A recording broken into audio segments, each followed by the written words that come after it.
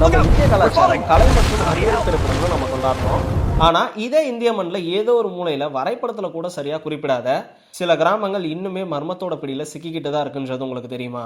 இன்னைக்கு நாம இந்தியாவோட அழகான சுற்றுலா தலங்களை பத்தி பார்க்க போறது கிடையாது. அதுக்கு பதிலாக காலத்தால கைவிடப்பட்ட மர்மங்களால சூழப்பட்ட இந்தியாவோட மறைக்கப்பட்ட கிராமங்களோட வரலாறை தான் தேடி போக போறோம். ஒரே இரவுல ஆயிரக்கணக்கான மக்கள் மாயமா போயிருக்காங்க. கடவுளோட சட்டத்தால இயங்கக்கூடிய ஒரு மலை கிராமம், இரட்டையர்கள் மட்டுமே பிறக்கக்கூடிய ஒரு விசித்திர பூமி, மலையோட உச்சல பயப்படுத்தக்கூடிய தலையில்லாத சிறுவன், இப்படி பல இன்ட்ரெஸ்டிங்கான கண்டென்ட்ஸ் வீடியோ ஸ்கிப் பண்ணிடுறாங்க. முழுசா பாருங்க. இங்க அறிவியலுக்கும் அப்பாற்பட்ட ஏதோ ஒன்று கண்டிப்பா ஒளிஞ்சிருக்கு. இந்த பயணத்துல நீங்களும் என்னோட வர தயாரா? இந்தியாவோட மர்ம கதைகளை தெரிஞ்சுக்க இந்த வீடியோ ஃபுல்லாக பாருங்கள். நீங்களே எதிர்பார்க்காத பல டர்ன்ஸ் அண்ட் ட்விஸ்ட் இந்த வீடியோவில் இருக்குது. நம்ம தமிழ்நாட்டில் இருந்து கூட ஒரு பகுதி இந்த வீடியோவில் இடம்பெற்றிருக்கு. ஸோ வாங்க, லேட் பண்ண வேணாம், வீடியோக்குள்ளே போகலாம்.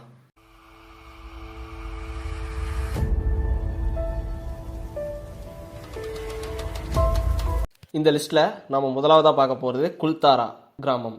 இதை சபிக்கப்பட்ட கிராமம் அப்படின்னு சொல்லலாம். கர்ஸ்டு வில்லேஜ். ராஜஸ்தான் பகுதியில் இருக்க குல்தாரா கிராமம் 200 வருஷங்களுக்கு முன்னாடியே இது ஒரு செழிப்பான கிராமம் தான்.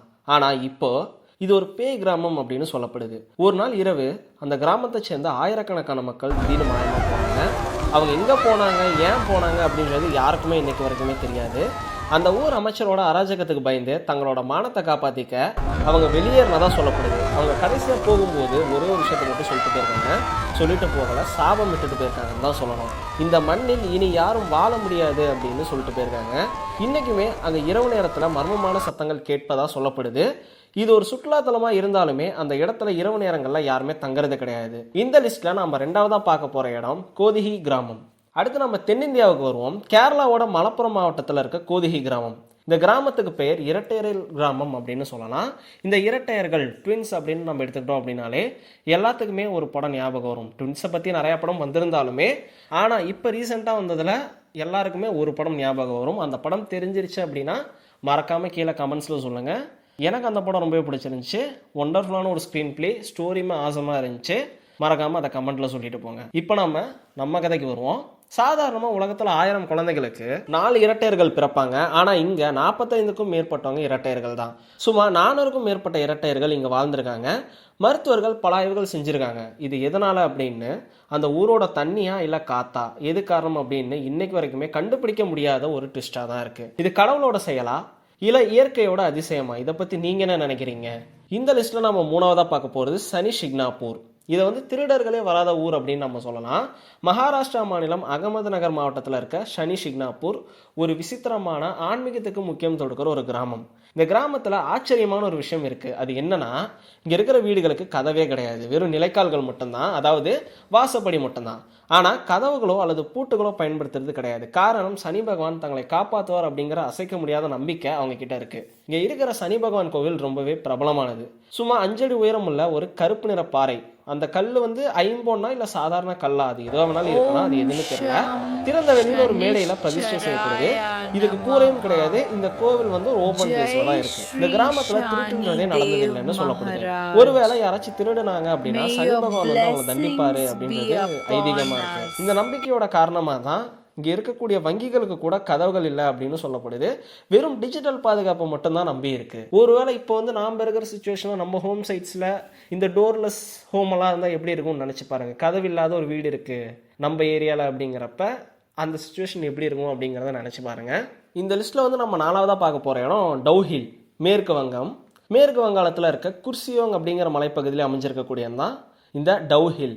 இந்தியாவோட ரொம்பவே அழகான, அதே சமயம் நம்ம நரம்புகளை தழுதலக்க வைக்கக்கூடிய ஒரு மர்மமான இடம். இந்த இடம் இந்தியாவோட ஹார்ட் அட்டாக் மலைன்னு கூட சொல்லலாம். என்னடா ஓவரா பில்டப் பண்ற, ரொம்ப பயப்படுத்துற அப்படின்னு கேட்காதீங்க. உண்மையாக தான் நான் சொல்கிறேன்.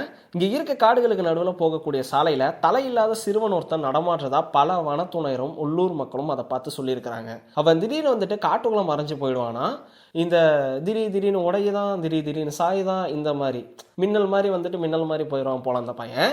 இதை நேரில் பார்த்த பல பேர் காய்ச்சல் படுத்திருந்ததாகவும் சொல்லப்படுது. நான் இன்னும் அந்த பையனை பார்த்ததில்லை. ஒருவேளை நீங்கள் டவுஹில் போனீங்க அப்படின்னா அந்த பையனை பார்த்துட்டு வாங்க. இந்த லிஸ்ட்டில் நம்ம 5வதாக பார்க்க போகிற இடம் தனுஷ்கோடி.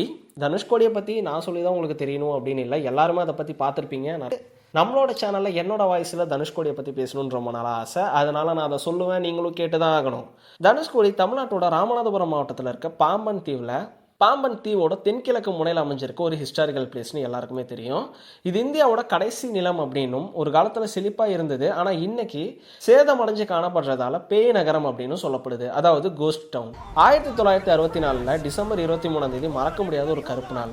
ஏன் அப்படின்னு கேட்டிங்கன்னா அந்த அன்னைக்கு நைட்டு ராட்சச அலைகளாலும் கோர புயல்னாலும் ஒட்டுமொத்த தனுஷ்கோடி நகரமே கடலுக்குள்ள மூழ்கிருச்சு.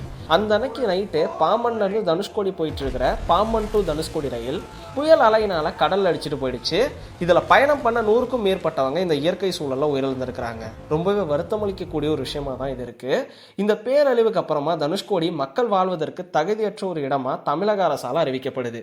ஆனா இன்னைக்கு நாளில் தனுஷ்கோடி ஒரு முக்கியமான சுற்றுலாத்தலமா இருக்கு. ராமேஸ்வரம் போறவங்க எல்லாருமே கண்டிப்பா தனுஷ்கோடி போய் பார்த்துட்டு தான் வருவாங்க. ஒரு நல்ல ஒண்டர்ஃபுல்லான பிளேஸ் அது. ஒருவேளை நீங்கள் அங்கே போனீங்க அப்படின்னா புயலால் இடிஞ்சு போன தேவாலயம், ரயில் நிலையம், தபால் நிலையம், பள்ளிக்கூடத்தோட எஞ்சிய பகுதிகளை நீங்கள் பார்க்கலாம்.